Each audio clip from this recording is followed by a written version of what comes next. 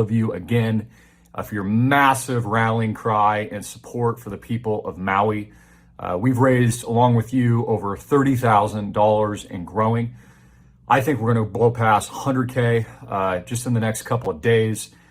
Checks are being cut. The money's going to the people that need it most on the ground. And this includes Maui families, it includes people in weakened positions that, of course, have been displaced out of their homes. By the way, I haven't mentioned it. We've been displaced as well. There's no power. There's no electricity. Water's contaminated. Most of West Maui is still completely locked down. It's an absolute tragedy. But I'm not complaining. There's people a lot worse than me in worse positions. The biggest threat to the people of Maui is a loss of income and a loss of their jobs.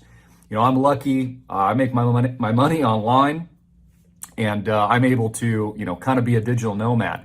This is not true for the people of Maui and the locals that depend on the service-based industries that really dominate the Maui landscape and the local economy. This is a massively devastating event that is going to take years and years to rebuild. And it will take, I'm guessing, over a decade to rebuild what's happened in the specific city and some call town that is Lahaina. But I just encourage you and I thank you to double, triple, 10 extra efforts, 1,000 extra efforts with whatever you can do, even if it's just $1, $5, $100, $1,000 or more. Or if you find it in your heart and you're in a position of strength, donate as much as you can. This is money going to the people that actually need it, and it is bypassing the inefficient government services and the Red Cross, although I'd like to hope and pray that they're doing the right thing, as we saw today with Joe Biden when he was asked to comment on the tragedy of Maui after agreeing to send hundreds of billions of dollars more in aid to a foreign country that is non-NATO that makes up Ukraine. And that's a tragedy in and of itself, while he basically sleeps and ignores what's going on in the United States. I think they've only offered like $700 or something like that to people that need it. So this housing displacement, this job loss displacement, and the eventual long-term reconstruction is going to have profound repercussions for the Hawaiian Islands, but in particular, the good people of Maui. As I've stressed before, I live in Lahaina, so I was there, guys. I'm not reporting a media report. Our power went out and the electricity was gone, and then the cell towers were cut, and then fires raged from multiple directions, some that weren't even reported. And there was literally an inferno taking place with up to 100-person close to casualty count now. I'm guessing that could hit as high as I've seen some reports as 500 and God forbid 1,500 or more. And this includes women and children. It's very difficult to think about. There's also a very serious mourning process I think is occurring with all of us in just understanding that the place that we love the most and we live is devastated. I also want to comment on the terrible people and the terrible companies that are actually calling and, I'm not even going to name the companies by name, but you know who you are, that are attempting to take advantage of the local population and buy their cheap real estate now. A lot of you are not aware, so I will comment on this, that not all of these homes had insurance.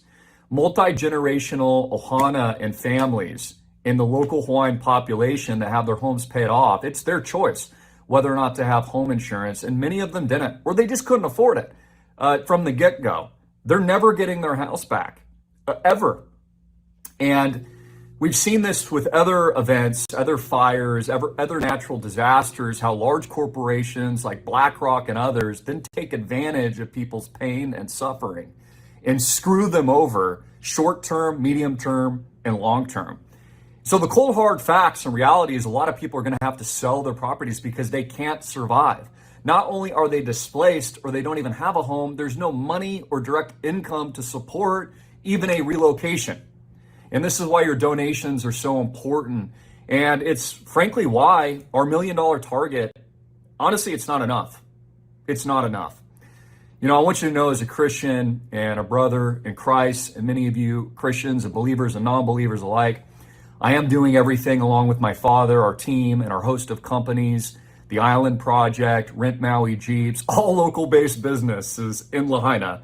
By the way, we're doing everything we can with our own funding our own charitable giving, etc. But, that's something that I'm choosing not to publicize because I just don't think we should. I think there's a lot of people that are going to take advantage of that as well for their own selfish gain and selfish interests. So I just want you to know from the bottom of my heart and my father, who I'll probably put some closing statements at the end of this video, is that your donations and your charitable giving, these checks are already going out. Okay, we've been cutting checks since yesterday. $1,000, $5,000, $500, $300. These are going to individuals, real people, and real families affected by this gross and almost unfathomable tragedy. You look at this, it's like, I just can't even think about what this is going to look like in the future. Lahaina is a war zone and has been a war zone, but it's also I'm trying to think of a good word for it, cemetery. I mean, there are bodies in the streets, guys, bodies in the oceans, in a total botched response. Although they're probably, hopefully, trying to do the right things, but a lot of people have told me, and I'm telling you directly, local authorities, government officials, the police, I mean, is this just ignorance or gross negligence? I've also heard reports, which are not to be confirmed, but from many of my friends on various parts of the island, that they're hearing rumors that they're grounding flights in and out of Maui. And so there's just a lot of chaos on the ground. They were given placards out to residents like ourselves that could go back and forth between parts of the island, because you have to understand, folks, there's no power, there's no food, there's no water, there's no stores you can go into. There was not even cellular service for many, many days. There's probably still people in Maui in the west side that don't even know they can get out. Like, it's been that botched. And what I find personally frustrating is, as we worked our way into safety, like, not only did we not know if the whole Hawaiian Islands had been taken over, yet alone the United States, in some kind of asymmetric event or attack, God forbid, but I see this immediate response from celebrities and politicians and all this other stuff before we were even evacuated, which raises an eyebrow and raises a lot of suspicions in my mind. Now, because the primary focus is human life, safety, health, wellness, charity at the moment, I'm not going to get into the conspiracy theories, although I do believe that a lot of them are true, quite frankly. Never seen a fire like this, guys. Don't make sense. And it's incredibly convenient. But I'm going to stay away from that now because I just don't really think it serves any kind of greater purpose at this very moment. The cold, hard reality is that what just happened, whether or not it's a conspiracy, it's directed energy weapons. And by the way, guess who's the expert in DEWs? This guy. I reported on it in 2018 with the LeMay papers. It's a Air Force declassified intelligence report, which I taught an entire course on, by the way, in 2018. And I'll probably release to the public if you guys just want to watch it. It was something that we had privately put in our archives, and I aired many, many videos on it. So it's not like I'm not informed with these technologies and don't understand the gravity of these war weapons and these weapons of war. But the cold, hard truth is that doesn't even matter at this point. Lahaina has been leveled. The people of Maui are permanently devastated. And people have lost their homes, their income, their jobs, their safety, and their security. This is not just a national issue, this is a human rights activism issue.